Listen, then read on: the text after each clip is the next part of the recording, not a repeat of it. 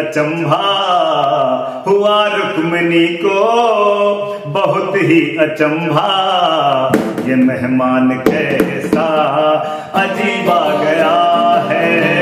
अरे द्वारपालों कन्हैया से कह दो, अरे द्वारपालों कन्हैया से कह दो, इधर पे सुदामा करीब आ गया है, किधर पे सुदामा करीब आ गया है। नमस्कार दोस्तों, मेरा नाम रघु तिवारी है।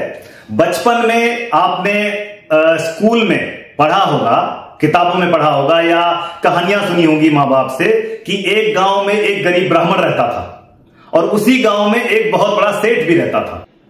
दोस्तों, ये कहानी थोड़ा पीछे जाती है और ये जुड़ी हुई है कृष्णावतार से।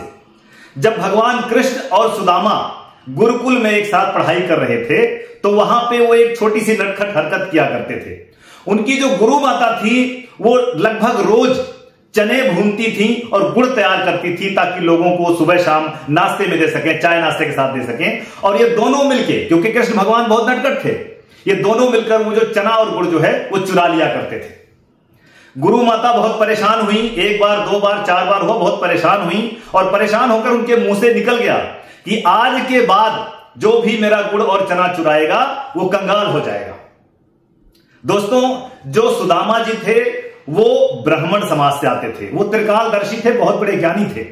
उन्होंने ये बात माता को बोलते हुए सुन ली थी और उनको ज्ञान भी था कि इसकी कोई ना कोई हमें सजा जरूर मिलेगी। एक दिन क्या हुआ, भगवान कृष्ण नटखट तो थे और सुदामा को बोले चलो आज फिर से गुड़ और चना माता का चुराएंगे, और नहीं माने मना करने पर भी गए और वो माता का जो गुड़ और चना था वो चुरा लिया।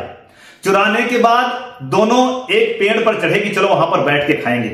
लेकिन जब पेड़ पर चढ़ रहे थे तो सुदामा ने सोचा कि यदि ये चना कृष्ण ने खा लिया, उनको पता था कि जो कृष्णावतार है वो समाज के, देश के उद्धार के लिए, ब्रह्मांड के उद्धार के लिए हुआ है, इनको बहुत बड़े बड़े काम करने हैं, ये प्रभु हैं, साक्षात प्रभु हैं।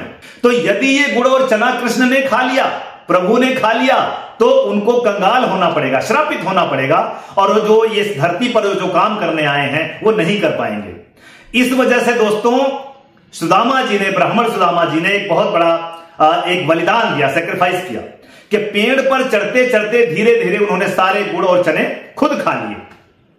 जब पेड़ पर ऊपर पहुंचे डाली पर और कृष्ण ने मुड़कर देखा और पूछा सुदामा लाओ गुड़ और चना कहां है, तो सुदामा मुस्कुराए और बोले हे मित्र, वो तो मैं खा गया। भगवान कृष्ण सब कुछ जानते थे, वो ये जानते थे कि उन्होंने बलिदान क्यों किया है, फिर भी वो मुस्कुराए, बोले जैसी आपने की है वैसी आपको मिलेगी, लेकिन मित्र तुम कृष्ण के मित्र हो, तुम चिंता मत करना, जीवन में जब कभी तुम्हें मेरी जरूरत पड़े, कभी दुखी हो तो मुझे याद जरूर करना। आपको स्टोरी कैसी लगी मुझे कमेंट बॉक्स में बताइएगा, और कोई स्टोरी यदि आप चाहते हो मैं रिसर्च करके लेके आऊं तो जरूर मैं लेके आऊंगा। राधे राधे।